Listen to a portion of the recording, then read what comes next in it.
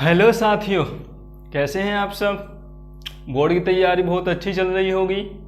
तो UP board फतेह की series में इंटरमीडिएट क्लास मैथ के लिए चल रहा था आपका अभी तक आव्यूह। तो आव्यूह के साथ साथ बीजगणित में आपको मिलता है सारणिक भी। तो आव्यूह का एक सवाल करके मैंने दिखाया था, उसमें मैंने आपको आव्यूह का हर एक ऐसा पार्ट जो हमें आना चाहिए आ गया था। फिर भी अगर आपको आव्यूह में कोई दिक्कत आ रही है, कोई भी सवाल आपके जहन में आ रहा है, तो वीडियो में कमेंट कर दीजिएगा, मैं उसको सॉल्यूशन देने की कोशिश करूंगा। तो अगर आप मेरे साथ नए जुड़े हैं तो कर दीजिए मेरे चैनल को सब्सक्राइब, ग्रो ज्ञान विद शशांक को, और बेल आइकन को पुश कर दीजिए, जिससे आने वाली हर एक वीडियो का नोटिफिकेशन सबसे पहले आपको प्राप्त हो सके। तो happy Navratri for all of you. और आज मैं लेकर आया हूं आपके लिए नया टॉपिक सारणिक, जो एक आव्यूह का दोस्त भी है और आव्यूह का साथ देने वाला, जो हमें 100% नंबर देखे जाता है यूपी बोर्ड के एग्जाम में। तो आइए शुरुआत करते हैं सारणिक की। तो सेम टू सेम वही चीजें होती हैं सारणिक में जो हमने आव्यूह में पढ़ी थी, लेकिन बस फर्क इतना है कि आव्यूह को एक वर्गाकार चिन्ह के रूप में निरूपित किया जाता है, लेकिन सारणिक को एक स्ट्रेट लाइन के रूप में प्रदर्शित किया जाता है। सारणिक को ऐसे लाइनों में डिनोट किया जाता है। तो आव्यूह में अगर ऐसे हम निशान खींच देंगे, इसको वर्गाकार बना देंगे, तो ये आव्यूह हो जाएगा। लेकिन अगर इसको हम स्ट्रेट लाइन रखेंगे तो ये सारणिक कहलाता है। अब सारणिक को अंग्रेजी में बोलते हैं डिटरमाइन। तो मान लीजिए ये कोई सारणिक है, ये कोई सारणिक है।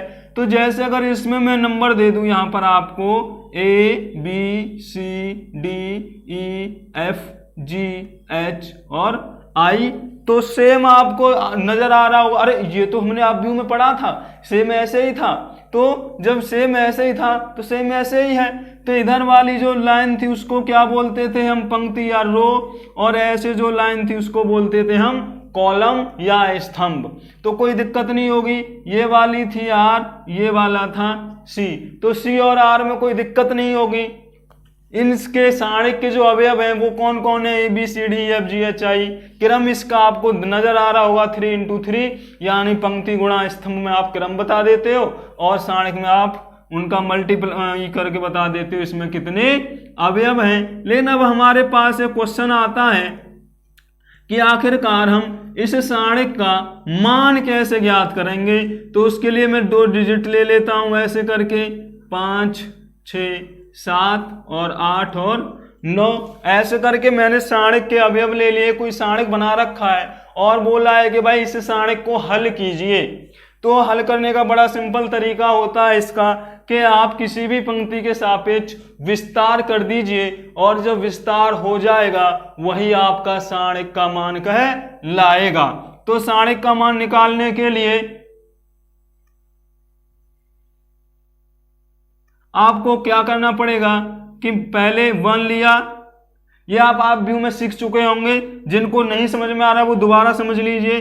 पंक्ति के सापेक्ष विस्तार कर रहे हैं हम, तो पहला जो अवयव होता है वो प्लस का लिया जाता है। अगर यहाँ पे माइनस आ जाए तो यहाँ पर भी हम माइनस से मल्टीप्लाई कर देंगे, यानी पहले प्लस आता है फिर ब्रैकेट लगाते हैं। पहला अब 1 के सापेक्ष विस्तार कर रहे हैं, तो आपकी ये वाली पंक्ति और ये जो इसके नीचे वाला है वो आपको दबा लेना है, और जो बचा है उसका लेफ्ट से राइट की ओर मल्टीप्लाई करना है। तो 5 का 9 में मल्टीप्लाई कर दोगे तो आ जाएगा 45। ब्रैकेट के अंदर वाला जो चिन्ह होता है वो ऑलरेडी माइनस का आता है। अगर आपकी गुणा माइनस में आ जाए तो आप उस माइनस में माइनस से मल्टीप्लाई करोगे तो ये प्लस आ जाएगा। अगर मल्टीप्लाई प्लस में आ रहा है तो प्लस माइनस की गुणा करोगे तो ये माइनस ही रह जाएगा। तो 6 की 8 में गुणा करोगे तो कितना आएगा, 6 8 48। अब जब पहला अवयव आपने सॉल्व कर दिया पंक्ति का, तो जो दूसरा अवयव है वो 4 है। वो अब आप बोलोगे सर ये दूर इतना क्यों रखा है, तो आपको ये समझाने के लिए कि जो पहला अवयव होता है पंक्ति का वो हम प्लस में लेते हैं, लेकिन जो दूसरा अवयव होता है उसे हम माइनस में लेते हैं। जो भी आपका अवयव होगा उसके चिन्ह की आप इस माइनस में मल्टीप्लाई करोगे, चाहे तो वो गुणा प्लस में आ जाए चाहे गुणा आ जाए माइनस में। तो अब 4 की वाली पंक्ति फिनिश करोगे और 4 का स्तंभ फिनिश करोगे तो आपको बचेगा 2 और 3 8 और 9। तो फिर से लेफ्ट से राइट गुणा कीजिए, तो 2 का 9 में गुणा करोगे ब्रैकेट में आएगा 18, माइनस आता है ब्रैकेट में, जो भी गुणा आप किया है उसमें माइनस से आप मल्टीप्लाई कर दोगे, कोई दिक्कत नहीं है। और 3 का 8 में मल्टीप्लाई करोगे तो आएगा 24। अब जो थर्ड अवयव है वो फिर से प्लस का हो जाता है, तो इसका मतलब है ये प्लस फिर माइनस फिर प्लस और ब्रैकेट के अंदर माइनस चलता है। जैसे भी आपकी मल्टीप्लाई आएगी आपको इन चिन्हों में उसकी मल्टीप्लाई करनी पड़ेगी। तो अब 7 आ गया थर्ड अवयव, तो 7 वाली फिनिश पंक्ति और 7 वाला स्तंभ भी फिनिश। बचा के आपका 2 और 5 3 और 6, तो 2 की 6 में मल्टीप्लाई किए तो आया 12 और 3 की 5 में मल्टीप्लाई किए तो आया 15। क्योंकि मेरी मल्टीप्लाई प्लस में आ रही है, प्लस माइनस का गुणा माइनस, यहाँ भी प्लस में आई थी तो माइनस, यहाँ भी प्लस में आई थी तो माइनस। याद रखना प्लस फिर माइनस प्लस फिर माइनस चलता है। इतने आप होशियार हो कि ब्रैकेटों को सॉल्व कैसे करते हैं। तो 48 में से 45 घटाओगे तो माइनस का आंसर बचेगा, माइनस का 3 बचेगा, तो 3 की 1 में गुणा कर दोगे तो आ जाएगा -3। 18 में से 24 घटाओगे तो माइनस का 6 बचेगा, और -6 की -4 में गुणा करोगे तो आएगा प्लस का 24, क्योंकि माइनस माइनस की मल्टीप्लाई आती है प्लस में। यहां बचेगा माइनस का 3, -3 की गुणा +7 में करोगे तो आ जाएगा माइनस का 21। तो बराबर आया, ये दोनों माइनस माइनस के हो गए 24 प्लस का 24 बराबर 0। यानी जो ए का मान निकल के आया आपका साढ़े के ए का मान वो कितना आया है, 0 आया है। कितना आया है, 0 आया है। तो ऐसे करके आप पहली पंक्ति के सापेक्ष विस्तार करके आप सारणिक का मान निकाल सकते हो। किसी को कोई दिक्कत नहीं है ना? ठीक है। इसका जो अगला और most important for UP board 12th class 2023 के लिए जो सबसे ज्यादा महत्वपूर्ण होता है वो होता है सारणिक विधि से किसी भी त्रिभुज का क्षेत्रफल ज्ञात करना। क्या होता है? सारणिक विधि से किसी भी त्रिभुज का क्षेत्रफल ज्ञात करना। तो कैसे करते हैं भाई त्रिभुज का क्षेत्रफल? सारणिक विधि से। वो आप मान निकालना तो सीख गए हैं। अगर आपको सारणिक का मान निकालना आता है तो आप त्रिभुज का क्षेत्रफल ज्ञात कर सकते हो। मान लो ये हमारा कोई त्रिभुज बना हुआ है, इसके ये शीर्ष हैं, ये ए शीर्ष, ये बी शीर्ष और ये सी शीर्ष है। कोई दिक्कत है नहीं होनी चाहिए। तो अगर इन त्रिभुजों के शीर्ष मुझे दे रखे हैं, ये वाला x1 और y1 दे रखा है, ये वाला शीर्ष x2 और y2 दे रखा है, और ये वाला शीर्ष x3 और y3 दे रखा है, तो हम इस त्रिभुज का जो क्षेत्रफल है वो निकालेंगे कैसे? तो पहले तो ये समझ लीजिए कि ये x1 y1 x2 y2 x3 y3 के रूप में तो होगा नहीं, कोई पॉइंट दिए होंगे या शीर्ष दिए होंगे। तो जब भी शीर्ष दिए होंगे तो आप त्रिभुज का क्षेत्रफल निकालोगे कैसे? सारणिक विधि से।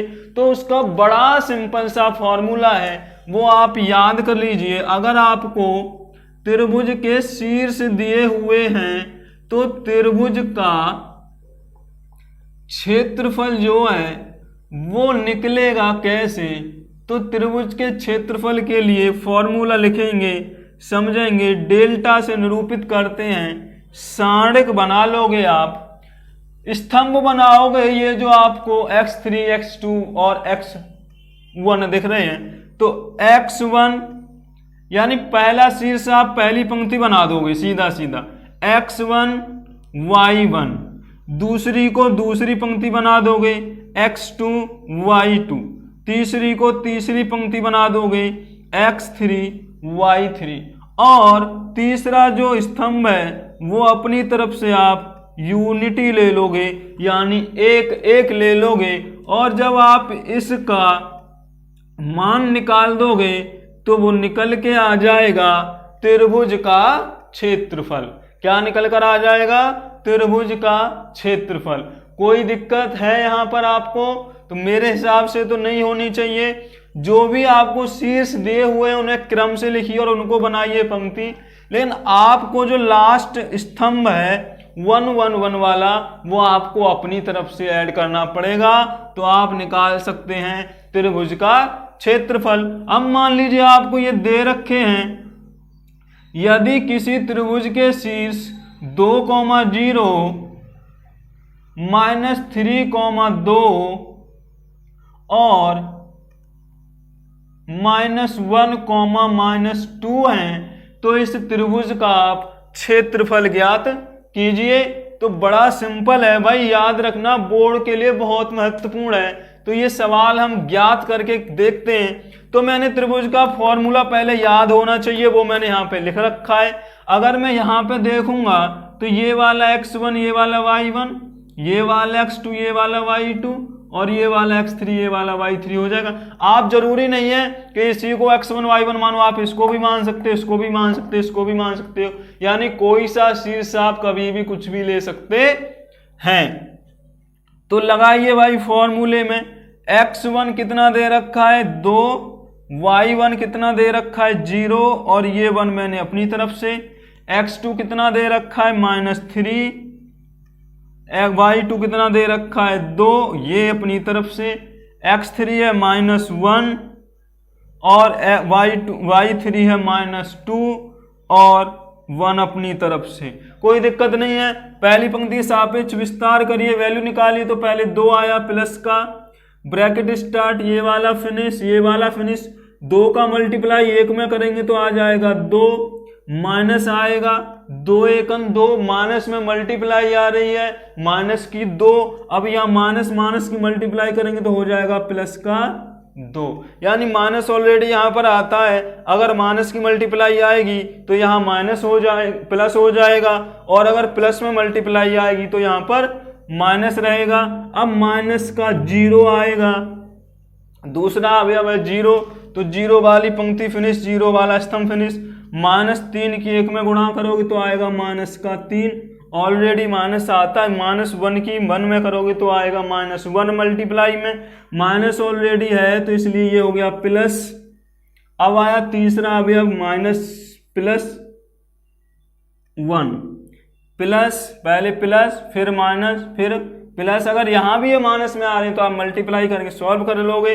अब ये वाला 1 फिनिश, ये वाला स्तंभ फिनिश, -3 की -2 में गुणा करोगे तो माइनस की गुणा प्लस में आएगी, 3 दूनी 6 हो जाएगा, माइनस ऑलरेडी आता है। -1 की 2 में करोगे तो -2 आएगी, कितनी आएगी -2, -1 की 2 में करेंगे तो आएगी -2, माइनस ऑलरेडी है तो प्लस का हो जाएगा 2। सॉल्व करिए, 2 और 2 4, 4 की 2 में गुणा किए तो 4 दूनी 8, -3 माइनस का 2 बचा, 0 में गुणा कर देंगे तो प्लस का 0 हो जाएगा, और 6 और 2 8, 8 गुणा 1 में करोगे तो 8 1 8 बराबर आ गया 16 वर्ग मात्रक, जिसमें भी वो आपके शीर्ष दिए वो वर्ग मात्रक किस में आएगा, त्रिभुज का क्षेत्रफल वर्ग मात्रक में। तो ऐसे करके आप सारणिक विधि से किसी भी त्रिभुज का क्षेत्रफल ज्ञात कर सकते हो। तो सारणिक में कोई दिक्कत नहीं होनी चाहिए, कोई दिक्कत है तो आप कमेंट करिए और स्टडी करिए, प्रिपरेशन करिए, देखिए अपने आप को कि आपको कहाँ पर अपनी गलती महसूस हो रही है, कहाँ पर आपको समझ में नहीं आ रहा है। जो भी समझ में नहीं आ रहा है तुरंत कमेंट बॉक्स पर जाइए वीडियो के, वहाँ पर कमेंट कर दीजिए, आपको आपका आंसर मिल जाएगा। तो ऐसे ही पढ़ने के लिए, यूपी बोर्ड फतेह के लिए बने रहिए मेरे साथ, मेरे चैनल गिरो ज्ञान विद शशांक में।